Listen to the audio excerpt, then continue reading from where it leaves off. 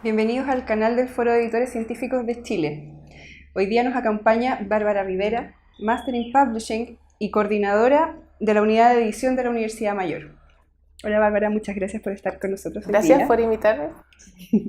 ¿Nos podrías contar un poco sobre ti, sobre tus estudios, lo que haces, los trabajos que has hecho? Actualmente estoy dedicada a la edición académica. Personalmente me interesa demasiado el tema de la comunicación y la difusión de la ciencia, y por los estudios de pregrado que tuve me acerqué más a la parte de la comunicación escrita de la misma.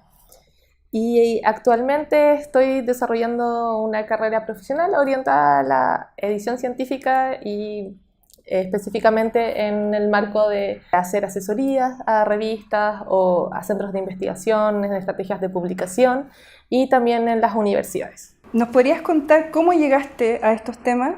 Realmente yo creo que no es un camino que tenga una hoja de ruta establecida, ¿no? Acá en Chile no existe una carrera de hacer de publicaciones, ni tampoco existe más aún orientada a publicaciones académicas. Yo soy profesora de lenguaje y me orienté y me formé en la Pontificia Universidad Católica de Valparaíso, donde hay una escuela de lingüística bien fuerte, donde hacían estudios de género. Entonces empecé a interesarme en la comunicación científica desde como el texto, por decirlo así. Y luego participé en algunos Fondesit con el doctor René Venegas, analizando tesis y la comunicación del conocimiento. Y desde ahí me moví porque me interesó mucho como esto de la comunicación del conocimiento, como habían diferentes géneros para comunicarlo. O sea, si yo estoy en una cierta nivel académico lo voy a comunicar a través de una tesis, si no lo voy a comunicar a través de un artículo y todo eso. Siempre tuve como esta visión de tratar de ver las cosas como un todo, como esa sed de hacerlo así. O sea, como ya, bueno, el texto, pero este texto está dentro de un sistema. ¿Cómo es ese sistema? Y así como que mis preguntas iban orientadas a ese lado, y en esta hoja de ruta que no existía, dije ya, como, ¿dónde estoy posicionada? ¿Dónde puedo avanzar? Y ahí participé en los equipos editoriales de 3 revistas del área de humanidades y de ciencias sociales. Y bueno, ahí fue el aprendizaje, uno de los más grandes aprendizajes que he tenido en mi vida, porque eran distintos equipos, que todos funcionaban distintos, también ver cómo una comunidad se comporta, en sentido como comunidad disciplinar. Y claro, aprendí mucho. Y luego tuve la suerte, no sé si llamarlo así, pero de ir a estudiar a UCL en Londres, en Reino Unido, y estudié un Master's en Publishing, y pude hacer mi práctica, por ejemplo, en Sage Publications, donde conocer todo este aspecto comercial de la edición académica, de tomar ramos de edición académica, hablar sobre la edición académica, hacer la tesis, tener acceso a recursos, ir a, no sé, charlas. Entonces eso fue muy enriquecedor. Y luego a mi retorno pude incorporarme al Centro de Investigación Avanzada en Educación de la Universidad de Chile durante el año 2017. También fue interesante de poder crear estrategias de publicación, saber cuáles eran las cosas que sabían o no sabían los investigadores, y ahora avanzando también en mi carrera en otra posición y en otra universidad. Nos contabas que hiciste tú el Master in Publishing en la UCL en Londres. ¿Nos podrías contar un poco sobre qué temas trabajaste en tu tesis, en tu investigación? El tema que trabajé en mi investigación fue, provocado un poco como una reacción, o sea, claro, mi interés se originó en una reacción de estas diferencias que yo veía entre la importancia que le daban a lo que estaba pasando en Londres en tanto generación de lugar de generación de conocimiento y prácticas editoriales. Y veía yo en las mismas prácticas de los profesores una invisibilización al mundo que no fuera ello, siendo que era una universidad muy global, con alumnos de muchos espacios. Entonces dije, claro, como que, ¿cuál es la racionalidad que los lleva a ellos a invisibilizar, y cuál es la racionalidad que me llevó a mí a decir, hoy ellos son mejores que yo, por decir así. Entonces me empecé a cuestionar estas dinámicas como, se llaman las dinámicas de poder, pero como estas dinámicas de estas creencias, como ¿por qué estoy creyendo esto? ¿Y por qué ellos creen eso? Entonces dije, claro, y esto también está, empecé a darme cuenta que obviamente se sabe, pero para mí fue un proceso de descubrimiento, que estas dinámicas se reproducen en la producción del conocimiento. Y ahí tuve la oportunidad de hacer como mi tesis, un estudio de casos, de revisar las referencias de 3 revistas científicas en el área de biotecnología y biología molecular y ver como a quién referenciaban. Entonces, como para tratar de ver qué consideraban también los autores como ciencia válida, por decir así. Porque cuando referencias es como que esto es lo que considero válido. Al menos la mayoría de la argumentación va a ir para allá porque no tienen tiempo para decir lo que no consideran válido, ¿no? Como resultado y conclusión obtuve que, claro, en estas revistas las referencias eran en un 74% de solo 2 países, que eran Estados Unidos y Reino Unido. Entonces, el resto hay algunos países, no sé, Canadá con un porcentaje pequeño, Holanda, pero Latinoamérica, África, Asia, prácticamente invisibilizados en esas ciencias, en esas disciplinas. Entonces, claro, como que ahí empezó mi interés como por entender de dónde está posicionada Latinoamérica en este sistema de la geopolítica del conocimiento. Entonces fue un tema muy apasionante y que trataba de explicar a mis compañeros. No sé si me resultaba mucho, pero eso. Interesante, sí, porque hay que tener en cuenta también que lo que nosotros consideramos como internacional, cuando hablamos de internacionalización, es para ellos lo local. Claro. Entonces el conocimiento tiene un lugar de donde está producido. Entonces, no sé, creemos este discurso de la globalización que elimina las fronteras, o a quién le conviene ese discurso de globalización. Entonces, eso también pensarlo para cómo los editores se van a posicionar como editores, porque estamos generando conocimiento desde Latinoamérica y desde acá hacia otros espacios, pero no significa que porque me quiero indexar voy a dejar esa voz. Bueno, esa es mi visión muy personal, pero creo que es importante no entregarse totalmente a esta dinámica, sino que recordar también que lo que se está produciendo acá es válido. Tú has estado muy vinculada al tema del Open Access, entonces nos gustaría que nos hablaras de eso un poco, profundizar como en las sutilezas del concepto, qué implica el Open Access como concepto y como movimiento global. En ese sentido, yo creo que es súper interesante comenzar con una diferenciación. Primero, bueno, todo lo que les vamos a conversar, yo lo baso en lecturas que he hecho, no me voy a apropiar de cosas que tampoco yo he analizado en mi investigación personal. Acceso abierto y Open Access son conceptos que, si bien ambos tienen la base en el acceso, estamos hablando de acceso en ambos, yo no los tomaría como sinónimos. Para mí no son una traducción en tanto como términos o tanto el respaldo o la construcción que los llevó a crearse como tal. Tienen diferentes connotaciones. Claro, además. Entonces, por su parte, yo diría, obviamente empezando por Latinoamérica, el acceso abierto, hay una lectura súper importante que las personas que estén interesadas en saber más acerca del acceso abierto en Latinoamérica, se llama Hecho en Latinoamérica, está en Claxo, lo pueden descargar, es Open Access, porque a veces hay libros que hablan de Open Access, pero son de acceso cerrado, lo cual me parece inmensamente paradójico, pero pasa. No, uno lo puede descargar en un PDF, leerlo en donde quiera, imprimirlo, no sé. Y en este libro se planteaba que el acceso abierto es algo orgánico, si lo podemos llamar de alguna manera, de América Latina, que es muy consecuente con el tipo de universidad que se crea, con el concepto de el conocimiento como un bien común, no como un bien que puede ser comercializado. con cómo nosotros como región entendemos lo que es conocer y lo que es investigación.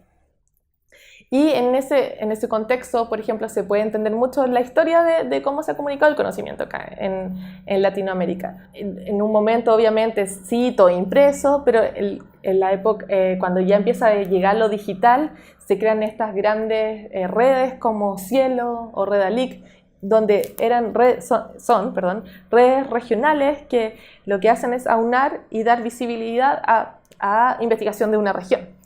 Entonces lo digital en ese sentido como que ayudó a ese proceso. Y claro, eso, acceso abierto, es algo que existe, es algo que la mayoría de los editores en Latinoamérica no se cuestiona, ¿no? Y por otra parte está Open Access, que nace como una reacción a que bajaban mucho los presupuestos de las bibliotecas, que ya no podían acceder, ya no podían seguir pagando estas enormes sumas de dinero por acceder a investigación. Y también eso por una parte, y por otra parte el hecho de que el conocimiento está hasta ahora comercializado. Entonces hay gente que está ganando dinero con eso y el Open Access se construye desde esa reacción, yo lo veo. Entonces no creo que lo podamos igualar, y en este contexto de este movimiento que ya lleva sus años, del 2002, ha ido evolucionando también. Entonces, ¿cómo yo lo podría diagnosticar ahora? De acuerdo a lecturas y también que he tenido la experiencia de poder viajar, tomar cursos, tener conversaciones con personas que son activas como advocacy, como personas que están defendiendo el Open Access, y en verdad ya ahora ampliado al Open Science. Es más bien lo que se está produciendo ahora es que ya existe el Open Access porque lo hacen mandatos que si es que te voy a dar dinero para investigar, tienes que publicar en Open Access. Lo que se puede leer es que las grandes empresas de publicación lo que hicieron fue como cooptar el concepto, ¿no? Porque el concepto está igualado tomó como un tinte moral en que decir como se igualó al conocimiento, o sea, es como conocimiento es bueno, acceso es bueno. Entonces, como es así, ya, obviamente, si tú dices como acceso cerrado, no, o sea, estás diciendo como algo que no corresponde, ¿no? Se tiene como ese tinte moral que puede ser en algunos casos como que no es necesariamente propio del acceso, pero sí los ha tomado. Y eso no significa que no esté de acuerdo, sino que hay que observarlo como tal. Y en esa idea de este tinte moral, lo toman las empresas y lo convierten en un modelo de negocio. Entonces, en el modelo de negocio, ya, como todo tiene que ser acceso abierto, o están dando el dinero solo para eso, alguien tiene que pagar.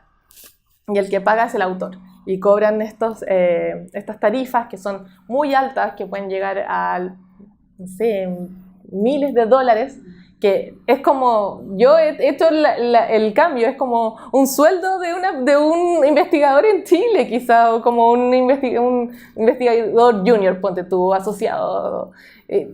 O sea, por publicar un artículo, ¿voy a pagar todo eso? Entonces, eso es un modelo de negocio que se construyó encima de este concepto moral. Y llevándolo incluso más allá, siendo como incluso más actuales. Hay una investigación del GAP de Posada y Chen, que la pueden buscar, está disponible. Ellos plantean que, claro, todo este sistema que se está creando de que todo sea abierto produce una condición de abundancia. O sea, hay mucho. ¿Sí? ¿Cómo sé lo que es bueno? Necesito crear métricas acerca de eso.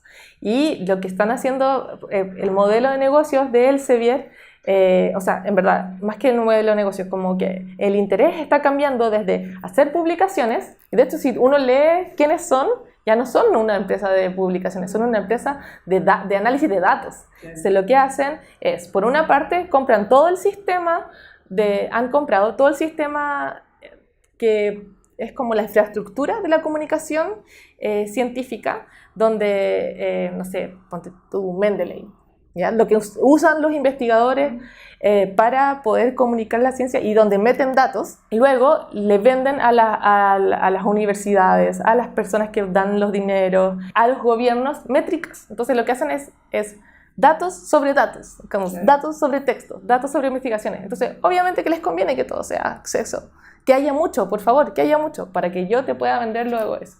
Entonces, claro, como que lleva ahí sus años y en verdad es como, ha sido un largo proceso, pero así yo diagnosticaría lo que está pasando ahora. Sí, absolutamente. Al final ese fue como el proceso adaptativo de las editoriales comerciales. Yo me acuerdo hace 10 años atrás cuando la discusión sobre el Open Access todavía no estaba tan instalada y todavía había como una desconfianza hacia las publicaciones Open Access, como que no tenían la misma calidad, los mismos estándares, qué sé yo. Esa era la mayor preocupación que existía, pues cómo se iba a mantener el negocio de las editoriales frente a esta discusión emergente. Y ya lo están haciendo. Y así fue. Lo lograron. Sí.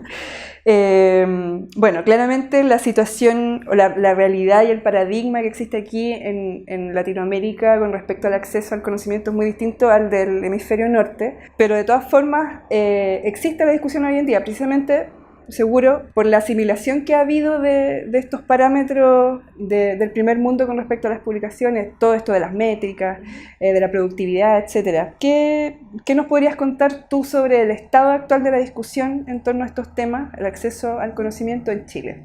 Como estábamos conversando o sea, Chile obviamente inserto en Latinoamérica, el acceso es algo orgánico, o sea, las investigaciones que son editadas en Latinoamérica en el contexto de revistas científicas son la mayoría de ellas abiertas. Esto no hay algo que quizás no, el acceso abierto se pueden creer, son necesarias políticas, institucionales, quizás sería interesante poder incluirlo en los sistemas de evaluación de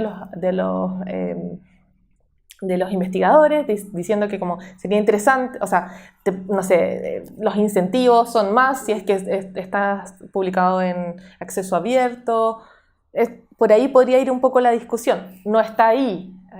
Pero lo que yo veo que sí se está conversando, que no tiene que ver con el acceso abierto, pero sí tiene que ver, o sea, no directamente, ¿no? Pero sí tiene que ver con el sistema de publicación y de difusión de la ciencia, se relaciona con la internacionalización, ¿no?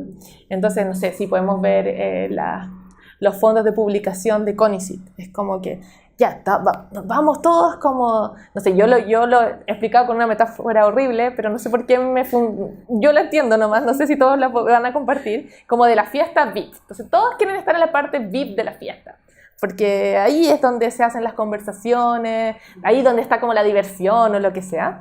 Entonces, sí, y la idea es como que este norte, siendo o sea, Europa Occidental, ¿cierto? Estados Unidos, Canadá, ellos son quienes llevan la batuta en los temas, ¿no? Porque el sistema está creado de esa manera. Y Latinoamérica como que si tuviera esas ganas como de pertenecer, y son válidas, o sea, obviamente que todo, como estábamos conversando, o sea, los investigadores no comenzaron a investigar para escribir papers, empezaron a investigar para conocer más y quieren estar en la conversación que ellos consideran relevante. Ser internacional o esta internacionalización que se busca en la ciencia no es limitada si es que solo se considera desde el punto de vista de ser internacional significa estar en una revista indexada en ciertas bases de datos. O sea, puede ser que nadie te cite. Claro. Nunca. No es garantía. No es garantía de que alguien, o sea, de que tú vayas a ser relevante en la disciplina. ¿Por qué no mejor orientar la conversación a generar redes reales de colaboración? Y no asistencialistas, que también es otra que puede ser. O sea, de donde un par de Chile con otro par con la misma relación, no como que vengan no, o sea, esto no es como filantrocapitalismo. Esto es una relación de colaboración horizontal. Entonces, quizás como reorientar ese concepto de internacionalización sería interesante. No está pasando en Latinoamérica. O sea, hay un artículo muy interesante de Alperín que lanzó el año pasado, que habla como de este recorrido de la historia de las publicaciones en Latinoamérica. Entonces, identifican tres momentos, y en ese momento, en mi visión, es como Latinoamérica no tenemos que volver atrás a posicionarnos, a considerarnos desde un espacio donde estamos mirando este tipo de fiesta y decir así como, ya, queremos entrar a costa de hablar todo en inglés, a costa de los temas que realmente son de Latinoamérica, pero quizás a otros espacios no les interesan, entonces no los vamos a hablar. Entonces, como que esa sería para mí la discusión que se debería estar dando en Chile. Y en temas de Open, yo iría un poquito más allá de Open Access y asumiría que somos acceso abierto. Y eso por un lado.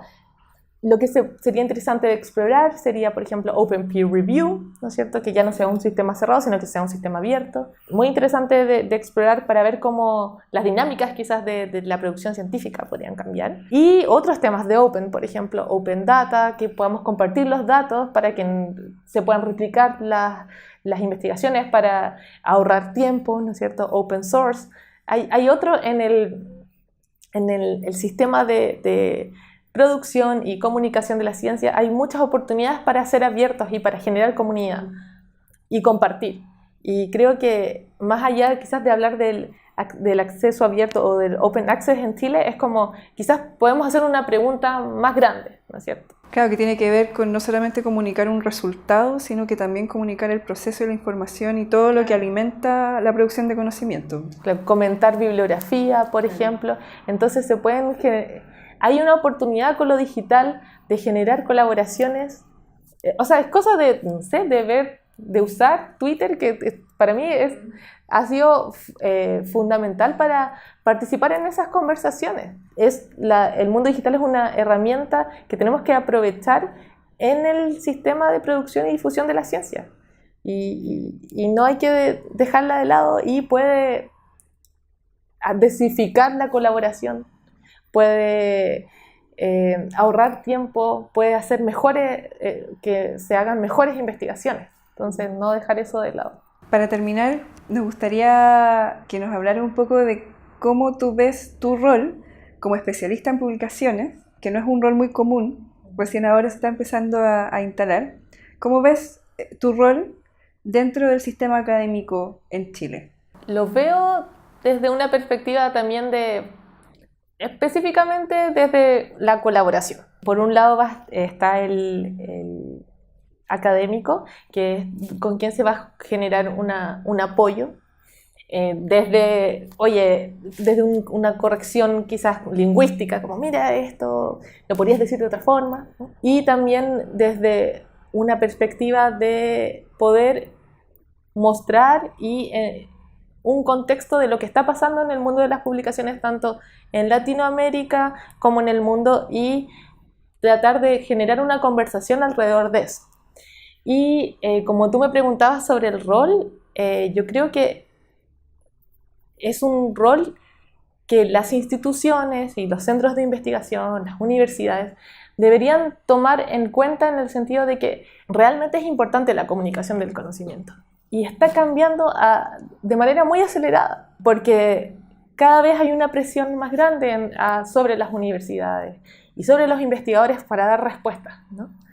Y en ese mundo, el académico y la universidad, el centro de investigación, no se puede quedar abajo de esa conversación, ¿no? No puede estar, no sé, generando boletines impresos, porque ya eso no... Es mucho más valioso un tweet retuiteado por, no sé, John Tennant, que un boletín que llegue a tu mesa que probablemente no vas a leer.